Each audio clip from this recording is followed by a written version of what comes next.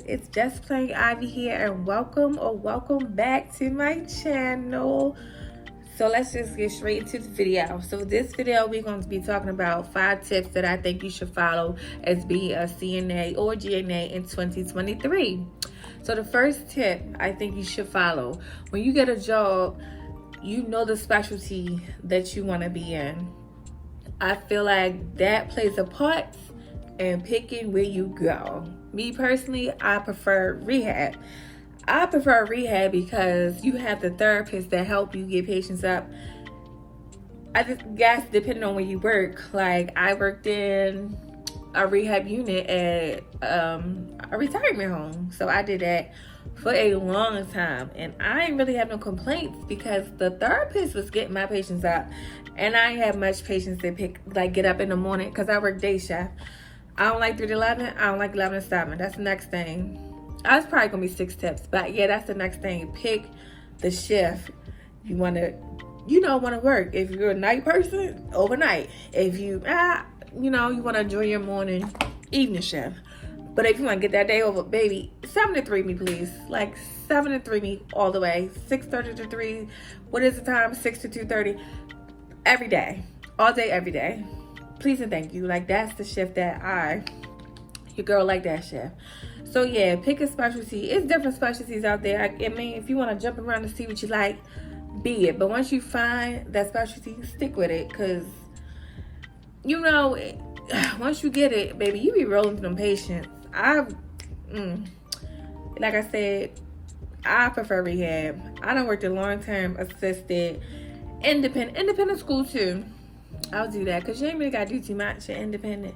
And I've been doing it over 10 years, so I don't really want to do too much as a CNA, GNA this time around. I done put my time in. I done built some strong back muscles and leg muscles, so I did that. So yeah, pick a specialty. Like I said, it's cardiac. It's not even just geriatric. It's, pediatrics this time. It's hospice. I prefer hospice because that's not my cup of tea, but it is hospice. It's med surg. It's the cardiac unit. You can work in the NICU. Like, if you go to hospitals, it's, you can go wherever you want to go. And, you just do what you want to do with that. My next tip I suggest you do is raise the patient bed, y'all. Don't be trying to do patient care in the bed all the way on the floor. We're not doing that. We saving our backs for the sun. Like, we're not doing that. So raise your bed up, because nobody got time to be hurting themselves lifting patients, period. So if you gotta do bed care, raise it up. If you gotta flip a patient over, raise it up. If you gotta feed a patient, raise that bed up and sit the head of the bed up. Don't be trying to feed that patient and they lay back in the bed. Like, no, we're not doing that either. Like, we're gonna be smart. Be smart in 2023 when transferring and doing patient care. Because, baby, we're not hurting ourselves. We're not doing that. Please and thank you. And the next tip would be ask for help. Don't be trying to be Superwoman and Superman. Thinking you gonna lift this patient up by yourself. No, we're not doing that. We're not hurting ourselves. We're gonna give some help. We're gonna find another CNA. We're gonna find another nurse. Whoever. CMT, they qualify too.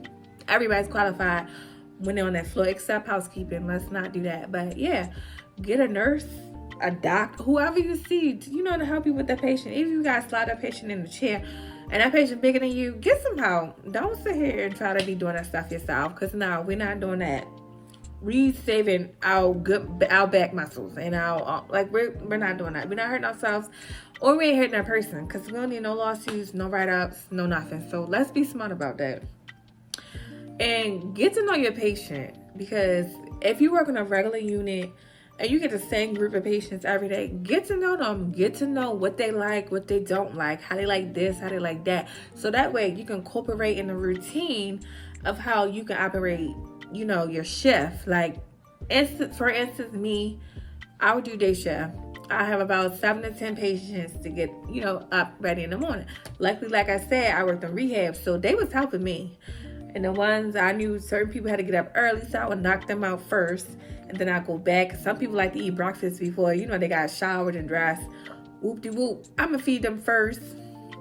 And then, the ones who want to get dressed and shower, I'm going to do them while those people eating. so you can have your routine. Get to know your patients so you can have a routine. Because I like easy mornings. I don't want all the extra stuff. We not doing that. Like, we are not doing that. So we gonna get to know our patients. And I want your patients be nice to you. They be so much nicer to you when you really take the time out to get to know them. I mean, you ain't gotta know their whole family history, but enough to get to know them so you can get through your day. Because that's where the teamwork come at. Know your scope of practice will be my next tip. Like, please, people like, oh, I know my scope of practice, but they really don't. And then other people be trying to tell you what your scope of practice is, but it's not. Like, we don't give medicine, we don't give enemas, we don't do nothing that nurses do. So if a nurse comes to you like, oh, I need you to do this, you say, no, that's not my scope of practice. I'm the CNA, GNA. That's it. I'm not the medicine aide. I'm not crushing no pills. I'm not doing none of that. Know your scope of practice. Like, don't let nobody force you to doing something that's not in your scope of practice for you to get in trouble for, because that would just be crazy. Like, that's just crazy. And for them to deny the tell that they told you to do it, like, no. So just know your scope of practice. You can take vital signs, you can wash a patient up, you can dress a patient, you can assist a patient with walking, you can feed a patient, you know, you can monitor patients. Sometimes you got to do that. You can take patients input and output. Like, that is in your scope of practicing. All that giving injections, no, it's not. Like, know your scope of practice, because people would try to play with you. Oh, you don't know how to do this, you don't know how to do that. No, know my scope of practice. And you better know, if you're using a Hoyer left, you better have 2 people. It's not a 1-person job, it's a 2-person job. That's just the actual tip. When you're using a Hoyer left, you better have 2 people. You better have 2 people, because if the state coming in and they only see one of y'all using a Hoyer left, guess believe it's gonna be some problems. So yeah, use a Hoyer left and 2 people. Thank you so much. All right, tip number 5 would be take your lunch break. That is your designated 30 minutes to yourself to take your break. Because one thing about them other CNAs and nurses, they gonna get theirs. So make sure you get yours. That is your time to decompress. Eat your lunch. Get off your feet, because I know your feet hurt, because my feet be hurting. And I used to do it. Like, my feet would kill me. I'm going to take my break, y'all. So, yeah, go ahead and get your lunch break. Just make sure your patient's good before they go, because you don't want nobody on your back when you come back for lunch, like, oh, you didn't do this and that. Yeah, make sure your patients is good. Make sure them patients got them call lights. And go have a seat and enjoy your 30 minutes. So take your break. Take your break.